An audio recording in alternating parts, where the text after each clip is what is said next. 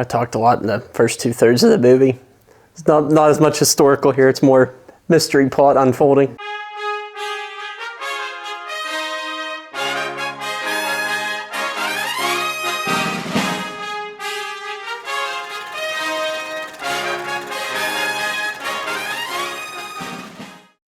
Hello everyone, and welcome to the latest episode of Real History. I am your host, History Professor Jared Frederick, and in this installment we are going to be taking a look at the Netflix film The Pale Blue Eye, starring Christian Bale and directed by Scott Cooper.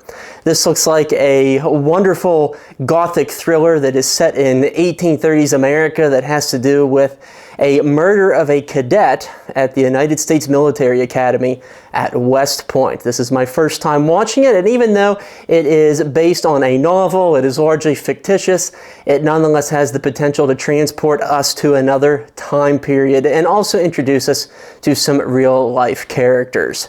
So let's go ahead and start to separate some fact from fiction as we analyze The Pale Blue Eye. Augustus Landor. I am. And you? Captain Hitchcock at your service, second in command at the Academy. I'm here to inform you, Superintendent Thayer requests an immediate audience. And the nature of this audience? I'll leave that to the Colonel. Here at the outset, we are introduced to a real-life character that is an Army officer by the name of Ethan Hitchcock. Hitchcock had a rather interesting and long career. He was involved in law at an earlier part in his life. He becomes part of the regular United States Army. In the late 1820s, he goes to West Point to serve as one of the top officers, and if you look at a photograph of him, it's actually very good casting here on the part of the filmmakers. Your talents include code-breaking, riot control, and loveless interrogation. You're a minister's son from Gloucester who came to New York while still in your teens, and you are a widower. The exterior shots of West Point United States Military Academy that we see here is actually Westminster College, which is located in New Wilmington, Pennsylvania. This was an institution of higher learning that was established in the 1850s, I believe, in western Pennsylvania, where pretty much all of this movie was shot. But it has a lot of the similar architectural characteristics. And if you compare images of Westminster College and West Point as it appeared in the early to mid 19th century, there certainly is a degree of similarity. So it's a fair job on the part of the location chiefs in the film. Leroy Fry. There's no point in dancing around it. Fry hanged himself last night. But you must understand our position. We have been specifically charged with the care of these young men, to make them gentlemen and soldiers, and to that end we drive them. We like to think we know when to. We're here introduced to another real-life character who was the head of West Point, whose name was Sylvanus Thayer. Thayer arrived at West Point in 1817, and he essentially found the place in shambles. It was not very well managed. He found that some of the faculty, especially some of the cadets, were not up to snuff, and he sought to bring about a degree of regimentation. He brought about all this new curriculum and made it very heavy in mathematics and science and engineering, the mechanical arts as it was known in the 19th century. And he is often referred to as the father or the godfather of West Point. It makes it very strict, puts it to the highest standards. And I found a newspaper article from the year 1830 that I think, the year in which this movie is set, that I think in many ways captures the essence of what Americans wanted and desired of the United States Military Academy. So an external committee went to review and inspect West Point. This is what they had to say. West Point is an academy strictly national, founded for the benefit and supported by the liberality of the people at large. We have scrutinized with jealousy and perceived no ground for insinuating that the distribution of cadetships is the appendage of power or the toll of political patronage. And there's thus this very egalitarian idea behind the United States Military Academy, that you end up there based on your personal merit and not because your dad has a big wallet. Accordingly too, Thayer institutes the idea that cadets can't bring money with them. They're all going to be paid the same monthly wage. And so he was considered to be a strict man, but a fair man. We'll see if he's depicted as such here in the rest of the film. You were on guard duty last night, Mr. Hunter. Yes, sir. Posted 9:30. Relieved at midnight and made my way back to the guardroom. Where is that? Number 4, sir. By Fort Clinton. Fort Clinton was originally known as Fort Arnold. This was constructed during the American Revolution circa 1779, and this was essentially the fortification that Benedict Arnold agreed to hand over to the British amidst his famous betrayal. And so even though this is a movie that is set in 1830, we very much get the sense that this is a property, it is a historic area that is steeped in a rich tradition of the military story.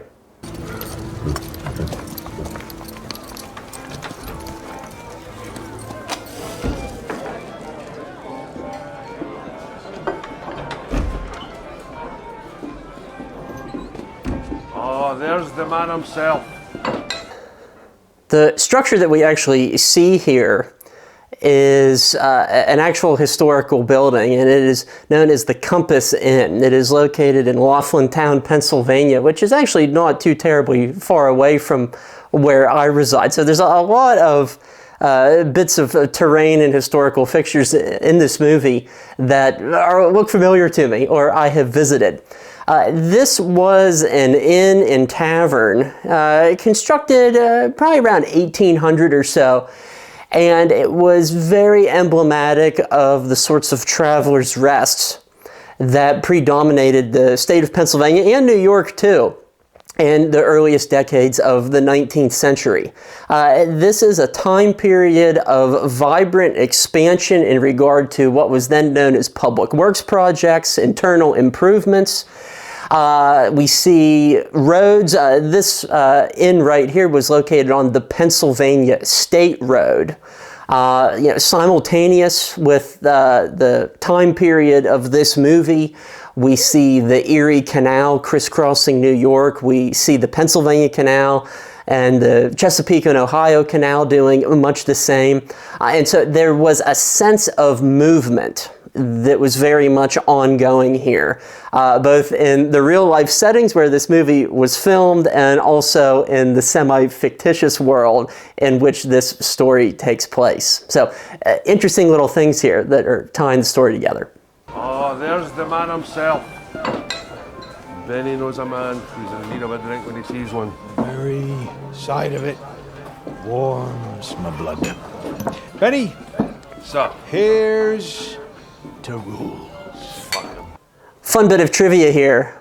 My cousin Tim is often a background artist and an actor in the Pittsburgh area, and he was the stand-in for this barkeep that we see right here. So I don't think we actually get to see him himself, but I have a family member who was in this film, so it's always fun to have those personal connections too. Aren't you meant to be in recital? Good evening, recital. No, I won't be missed. No, they hardly know I'm at the academy. And besides, I've learned more in rooms like this than any classroom. Perhaps this tavern that we see here is supposed to be the much fabled Benny Havens, where West Point cadets would infamously break away from their classes or duties or beds in the evening to go for a pint. Now, you see, I neglect to tell you that I am a poet myself, hence inclined to think as one. I don't get around to poetry much. Why should you? You're an American. And you? An artist. Edgar Allan Poe was already a published poet by the time he entered the United States Military Academy in 1830. Although I think only like 50 or 60 copies were printed. He was not well known yet. He was not widely celebrated. But he had served in the regular United States Army, and he was actually a sergeant. He had served in Boston. He had served at Fort Moultrie, which would later be a staging area for the Civil War a number of years later. And so he was already a veteran of the United States Army. And you? An artist. That is to say, without country. Perhaps one reason why Poe wishes to join the United States Military Academy is the opportunity for upward mobility. The idea of higher education is something that is very hard to reach for the average American in the 1820s and in the 1830s. And I think, too, already there is a sense of despondency, him trying to figure out what he wants to do with his life. And perhaps he's not being able to fill that in the role of a sergeant serving at various outposts throughout the eastern seaboard. And so he finds himself in trouble in a variety of ways here, and perhaps his entry into West Point is the way for him to embark on the next chapter of his life.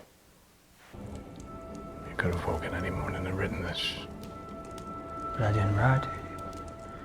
It was dictated. Dictated? Mm-hmm. By whom?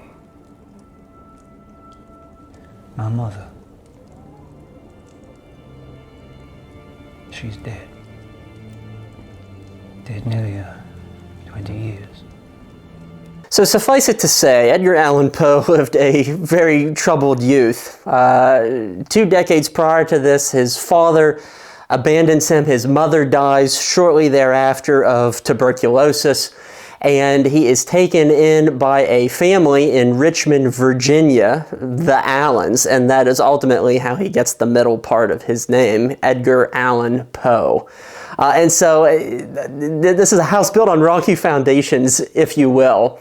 But personal anguish and grief, it is often creative fuel for incredible poetry, and ultimately that is what is going to happen with this individual.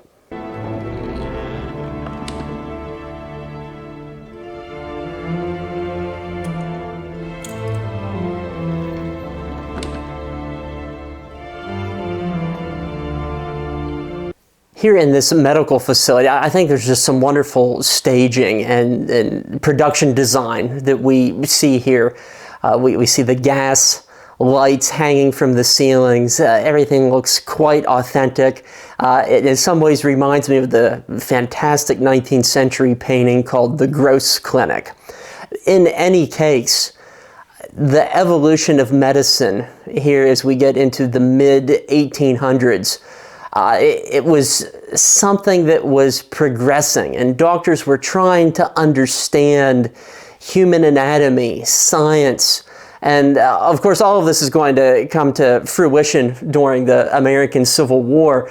And doctors of the 19th century, I think, often get a bad rap. They're seen as these primitive individuals, these rubes who really don't know what they're doing. But people will say that of us 200 years in the future from now as well.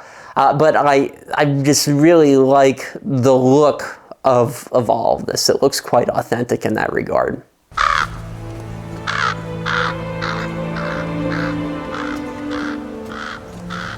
Professor Jean Pepet is an expert in symbols, rituals. And of course, I think we just saw a raven hanging there in the branch. Nice tip of the hat to some future Poe work. This can only be a magic circle. I remember seeing it in veritable Dragon Rouge, and if I recall aright, the magician would stand there in the triangle. That sounds like Robert Duvall is playing a Robert Langdon type here of 1830s style. Pierre de Lancre, redoubtable witch hunter. You read French, Mr. Poe? Yes. Robert Duvall met director Scott Cooper on the set of Gods and Generals. They both played Confederate officers. In that film, they became close. Cooper got married, I believe, on Duvall's Virginia estate. And so Cooper has brought in a lot of actors from Gods and Generals into his later films, including Stephen Lang, who played Stonewall Jackson in the film, and Cooper played one of his staff members. So you see that sort of continuity among his films. Immortality. Oh, my Lord. It is commonly known among the fraternity of evil angels that the contents of a witch's Sabbath feast are confined to the following sundries. Just as there were attempts to better understand science, anatomy, medicine, there was also this almost spiritual journey that Americans were undertaking in considering the forces of the occult, immortality, talismans, prophecies, miracles. And they often look to the past. They look to the troubled traditions and stories and persecutions of ancient Europe, and they try to apply that in a biblical or a religious sense to their world of the 19th century. And so it's a very interesting conversation that we see playing out here with Robert Duvall's character. It gets to kind of this bigger social picture of 19th century America. Discreetly infiltrate the cadets, see if you can ferret out which of them may have a connection to the occult. Here in the foreground we see some artillery pieces, and a friend told me that these artillery pieces were actually borrowed from Fort Ligonier, which is a recreated French and Indian War fort in western Pennsylvania, not too far away from this college. Additionally, too, the material culture in this film is not at all bad. A colleague who I spoke to that's very well versed in West Point history and the like said that the filmmakers did what they could. And one of the problems why there might be some limitations in regard to the weaponry, the uniforms, the famous shako hats that the cadets are wearing, is that there aren't many reenactors or sutlers or living historians who can accurately produce that sort of material on a widespread basis. And so the uniforms and such that we see here, including the weaponry that's a little bit longer than what cadets actually would have had, there are some compromises that are taken. But it looks good, and of course 99% of audiences aren't going to know anyway. So I think they gave it their best shot, all things considered. This is of an ancient province. Arcane practices. It's black magic. Who was it? We demand to know. Oh, no, I'm honor bound not to reveal his name. Who was it? Something else that I'll point out too is we see the foggy and sort of ominous environs here of what is actually Westminster College. One of the faculty at this college in the early 1960s was a gentleman by the name of Wes Craven, who will give his own spooky spin on many famous tales later on in film. So everything's really connecting here. Very well. But I am charging you with unbecoming brazenness. 3 demerits. Return at once to your quarters. And you would best be there when the officers come around for inspection. The demerit system was something that was likewise introduced by Sylvanus Thayer as a method to try to get these cadets into shape. And stories of demerits have become something like legends depending upon what student you are talking about. You can look at the likes of future Civil War officers like George Pickett and George Armstrong Custer, who received a slew of demerits. They graduated at the bottoms of their classes. And then, of course, there are individuals like Robert E. Lee, who graduates second in his class and did not have a single demerit deducted from his record, an immaculate record. Something like that was very, very difficult to do. But Poe, quite naturally, he does not have that same sort of stringent attitude, and he will get into some disciplinary problems later on in his short-lived career at West Point. Books! Oh! You have never interested me more. Where to begin? Oh... I'm the same way. Seeing a good bookshelf. Oh, I thank you. I can do this all night. Easy, Ballinger. I've gone to great trouble to secure that mash. When you think about the tradition of alcoholic spirits and merrymaking at West Point around this time, one interesting anecdote to read up on is something that happened 4 years prior to this in 1826 called the Eggnog Riot, where on Christmas cadets were drinking eggnog.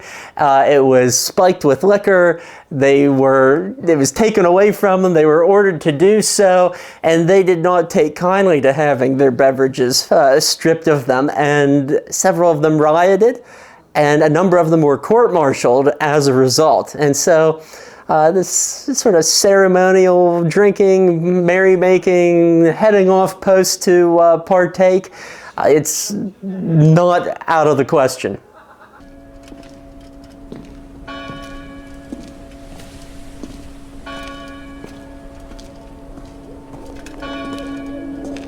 I'm just really enjoying the ambience of this film. Nothing quite captures the moment like somebody walking through a cobblestone courtyard on a foggy, snowy night with a lantern. It really captures something of the era. Curfew not apply to you, Mr. Poe? Explain yourself. Candles were to be extinguished 3 hours ago. Boy, being out after curfew would definitely gain you some demerits.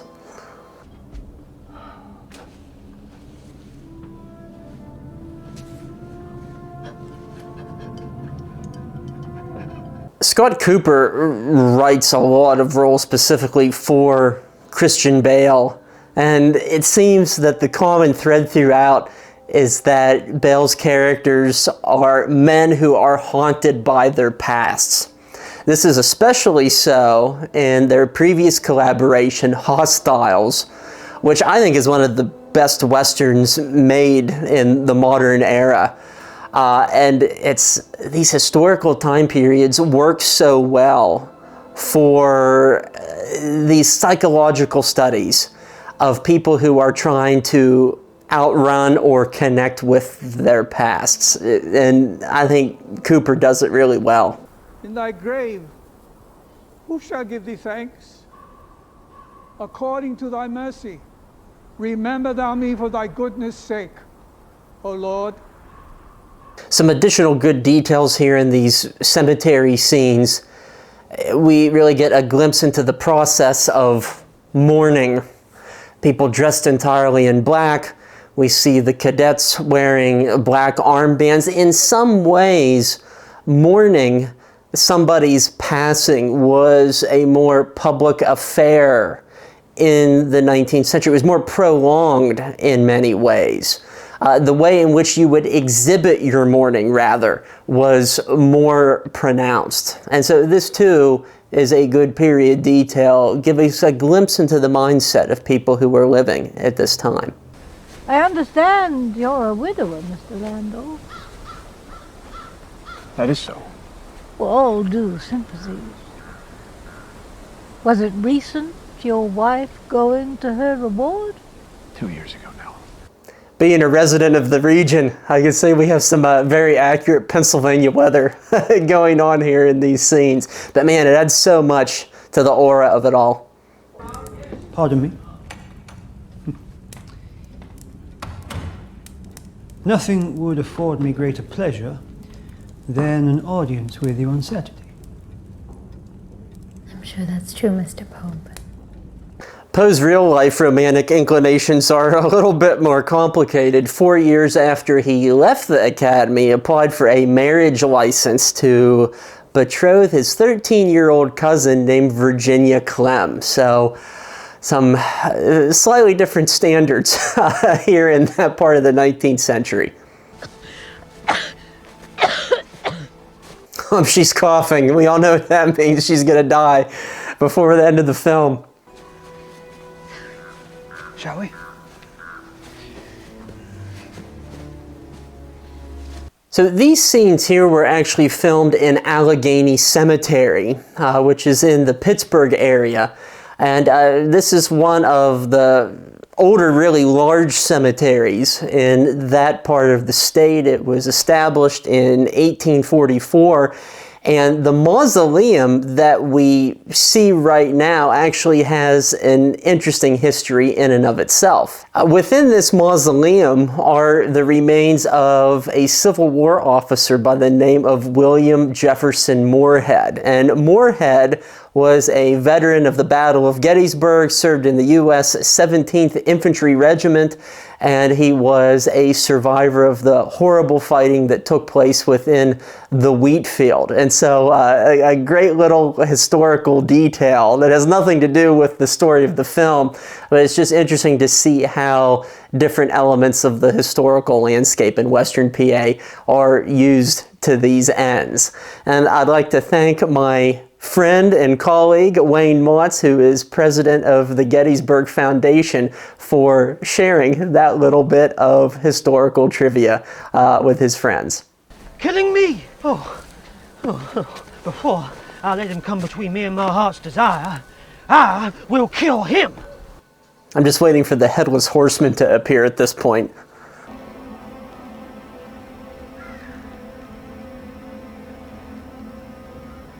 Whoa.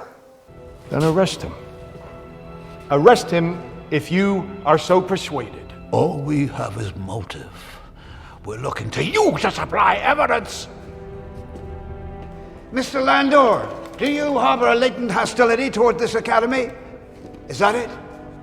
There was indeed hostility against the U.S. Military Academy in 1830, and I was able to come across a really interesting article that appeared in the Alexandria Gazette, March 3rd, 1830. And it says, it describes a pamphlet that was being produced and handed around with certain accusations against the Academy. It says, grave and serious charges were urged against the officers attached to that institution, and an attack upon its general character and nature.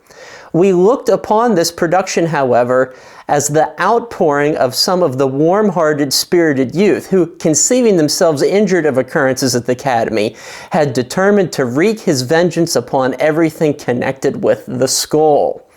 And so this was an institution in 1830 that was in the public eye.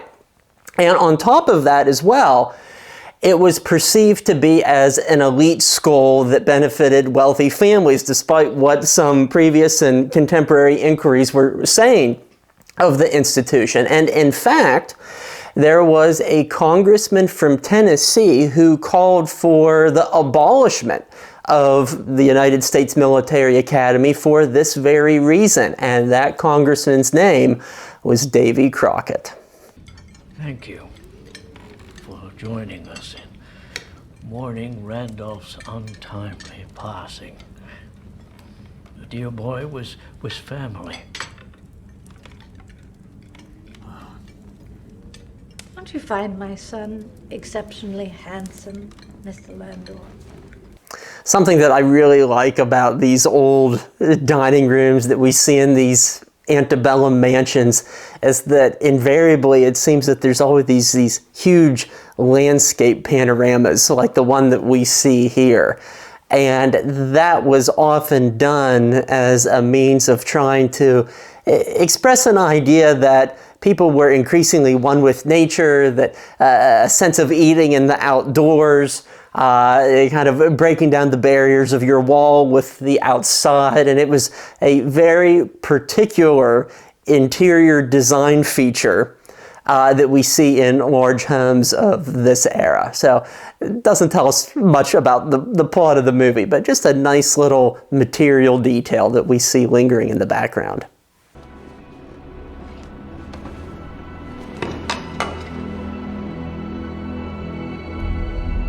It was the officers' coats without the epaulets that was mentioned earlier.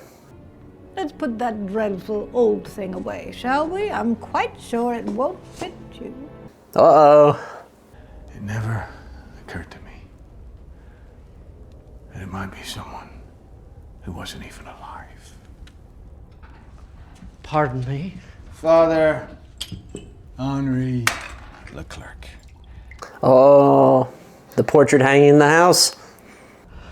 I have tried every medical regimen I could think of. She was given 3 months to live. Questions about being able to reach out to the dead, reach out into the netherworld, perhaps. These were things that were in public thought and consideration in sometimes secretive ways. Even Mary Todd Lincoln, 30 years after this, 30 plus years after this, had seances in the White House trying to connect with her dead sons. And so these were things that were happening behind closed doors. They were not often advertised, but they did in fact occur, and there's historical record of it. Enough!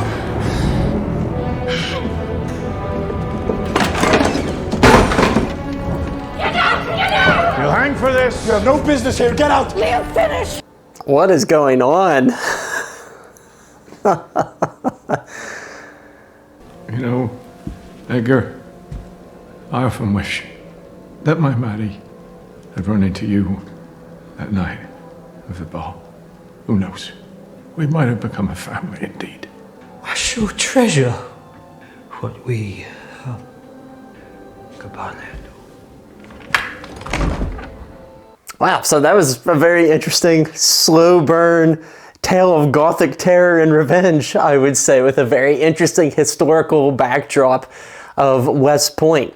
In real life, and the film doesn't get to this at the very end, within his first year at the Academy, Edgar Allan Poe had become completely disinterested in being a cadet further, and he missed classes, he missed formation, he refused to go to church, he was always absent, and he did this apparently purposefully in order to be kicked out, and that's ultimately what happened in the year 1831. He was at West Point for less than a year.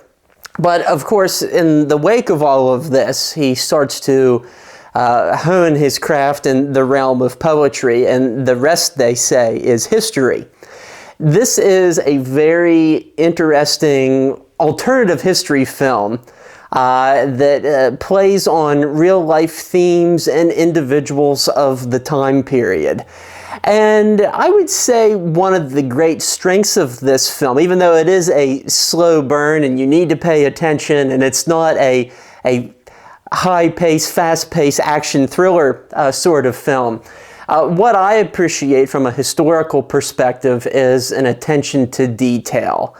This movie, in my mind, did a very good job of recreating many different elements of the 1830s, and it lends itself to a very rich environment that I think is somewhat immersive. So it's certainly not an Alfred Hitchcock film and that sort of caliber of cinema, but it is certainly good viewing for a cold, wintry night that allows you to go back to an earlier time period. Until you join us next time here on Real History, we invite you once again to check out our website at realhistoryfilms.com. You can check out our store on Teespring, where you can get all sorts of great real history merchandise. And of course, as always, we invite you to support us on Patreon if you really enjoy the content on our channel. We always appreciate it, and in an immediate way, the best thing that you can do, if you haven't already, is to hit that subscribe button below. Thank you so much for tuning in. I'm Jared Frederick. This is Real History. We'll see you next time, and until then, stay curious.